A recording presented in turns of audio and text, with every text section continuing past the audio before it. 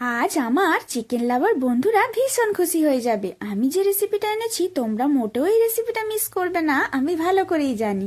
তো চলো চলো আমার সাথে কিভাবে বানাচ্ছি দেখতে হবে তো। দেখো এখানে 300 গ্রাম ধোয়া পরিষ্কার চিকেন নিয়ে নিয়েছি। তার মধ্যে একটু লেবুর রস চিপে দিলাম, তারপর দিলাম পরিমাণ মতো নুন। এবার একটু কালারফুল করার জন্য লঙ্কার গুঁড়ো, হলুদের গুঁড়োটাও দিয়ে দিলাম। দেখতে বেশ ভালো লাগছে না? না না, মজা করছিলাম, এগুলো দিতেই হবে, নাহলে স্বাদ ভালো হবে না। এরপর দিলাম জিরে গুঁড়ো, ধনে গুঁড়ো আর একটু গোলমরিচের গুঁড়ো দিয়ে সমস্ত গুঁড়ো উপকরণগুলোকে দিয়ে ভালো করে মাখাবে। আর তার আগে অবশ্যই 1 চামচ টমেটো সস দিতে হবে। এই টমেটো সসটা দিলে চিকেনের স্বাদটা খুব ভালো লাগবে। এইভাবে ম্যারিনেশন করে আধা ঘন্টা এটাকে রেখে দেবে।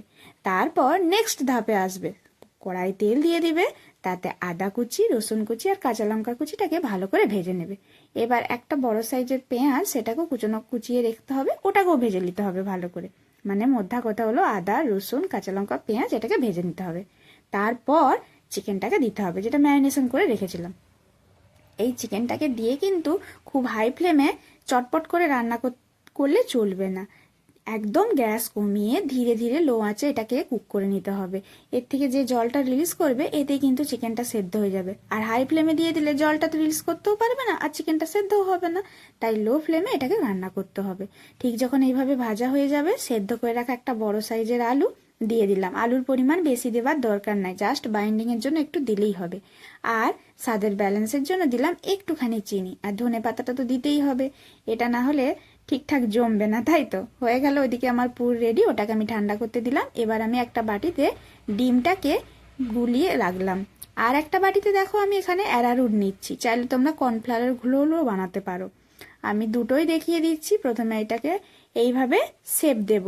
আচ্ছা, এখানে বলে রাখি, তোমরা যে যেভাবে খুশি শেপ দিতে পারো, কোনো সমস্যা নেই। চাইলে গোল গোলও করে নিতে পারো, গোল করে একটু চ্যাপটা করে দিতে পারো। তো আমি মনে করলাম এইভাবে একটা শেপ দিয়ে একটু নতুন ভালো লাগবে দেখতে, পাতার মতো স্টাইলে। কিভাবে বানাচ্ছি, মানে শেপটা কিভাবে দিচ্ছি একটু দেখে না। জাস্ট ওই দুটো আঙুলকে এইভাবে নিয়ে চেপে দিলেই এইদিকে হয়ে যাবে। ভালো করে একটু দেখে নাও, নতুনরা নিশ্চয়ই পারবে। যারা রান্না এক্সপার্ট তারা তো সবই পারবে জানি, কিন্তু যারা একদম নতুন তারা কিন্তু দেখে নিলেই পারবে এটা কিভাবে আমি করছি। এরপর কিছুই না, ওই ডিমের গোলাতে ডুবিয়ে বিস্কিটের গুঁড়োতে আমি এটাকে কোট করে নিচ্ছি। আর যেটা অ্যারারুটটা গুলেছিলাম ওটা দেখানো হলো না, ওটাও সেম ওইভাবে অ্যারারুটের ঘোলাই ডুবিয়ে বিস্কিটের গুঁড়ায় দিয়ে দিলেই হবে। আর প্রত্যেকটা চেষ্টা করবে দুবার করে কোট করার।